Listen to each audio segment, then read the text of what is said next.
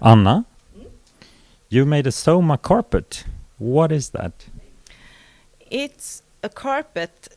It's not only a carpet, it actually captures a whole philosophy that is called Soma aesthetics, that is about the body and aesthetics of the body. And this philosophy is about turning inwards and body awareness. So what we have made with this carpet is that we're trying to capture things where you can turn inwards, where you can focus on different parts of your body and become more body aware. And that is done through an audio script and together with heat pads that is built into this carpet that helps you focus on different body parts.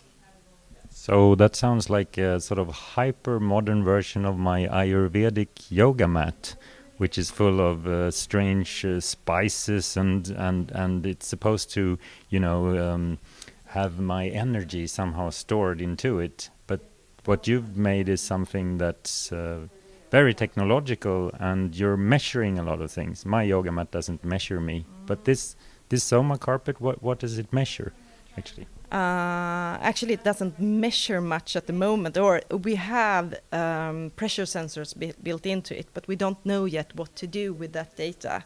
So that is just we're capturing this data, and we're going to look at it, and we're going to see how we can use it, and if we can use it, and if we can feed it back to the user somehow. But what it does right now is that it actually only guides you through heat at different body parts to help you focus on different body parts. And if you're talking about your yoga mat, what this one does might not be that different, but there's technology built into it. But the technology is not supposed to be in the forefront, it's supposed to be in the background following you. Because as soon as the technology, you become aware of the technology, it takes you out of the experience. Okay, so I can look at my old yoga mat and see where it's worn down, and I can actually get a lot of information from it too. Yeah. And I sort of recognized when you described what you were after. I sort of recognized my own situation when I'm on that mat, which I am sort of every morning. Yeah. But in this case, you said you're not measuring anything right now explicitly, but you do collect data. So can you treat this data as sort of found data and do some sort of data analytics on it? But then you need a lot of people on the mat, I guess. Or yes, we do, and we're planning to do user study. Maybe not a lot of people. Yeah, maybe a lot of people, but a lot of uses of the mat, and we're just beginning to look at this. We haven't even looked at the data, so we don't know yet. What's your idea about the profile of the person that can benefit from the mat? First, I have to say that it's not only a mat, it's actually a lamp as well, and these have been designed together. So you're not supposed to use only the mat or only the lamp. It's creating a whole experience, and the light makes a room for you, a space for you to relax. So it can be for people who have problems winding down, who don't find themselves as being yoga persons or persons going into meditation or stuff like that. It's a prototype that can help you with this without that you have to take the responsibility of getting into a specific tradition or something like that. I learned recently that neurologists now think that we have 32 senses or thereabouts, but you chose, you're working with light and with heat sensors. What made you go in that direction? Was it more artistic, or was it because of any particular research direction you wanted to follow? Yes, we tried a lot of things. We tried vibrations, we tried sound, we tried stroking and touching and stuff like that. But the thing was, we wanted to create this experience where you're in your own zone, so to speak.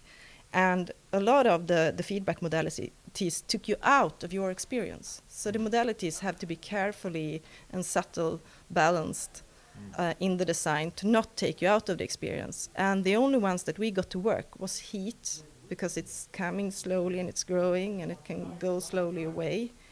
And also light, if it's not too sharp and if it's like in the background.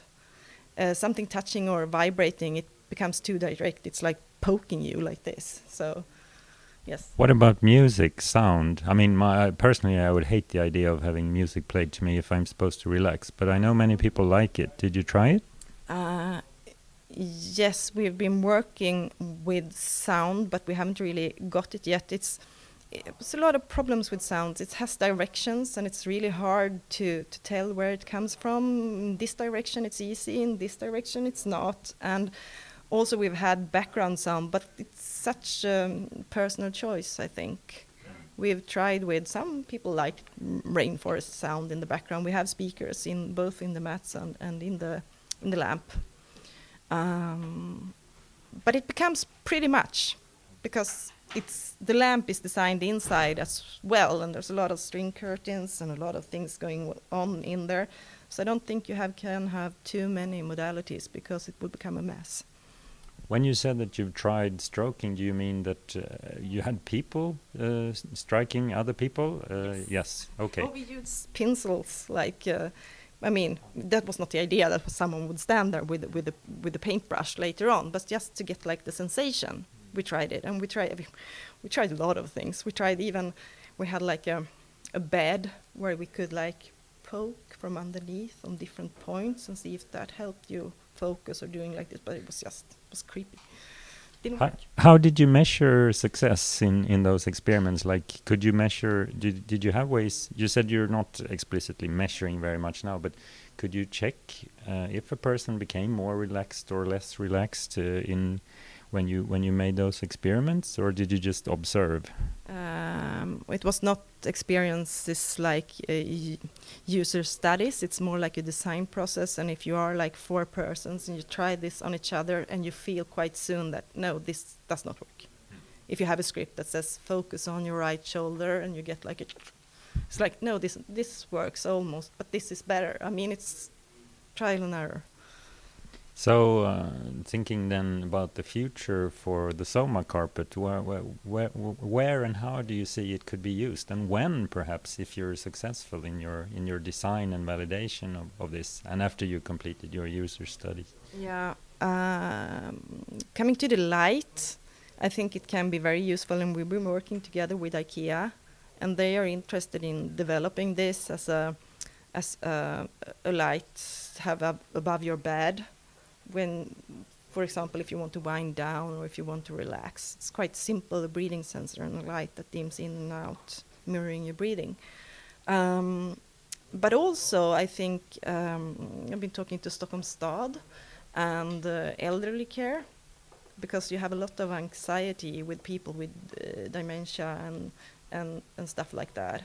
And that people could like get in contact with their own bodies and get body aware, even when you're old.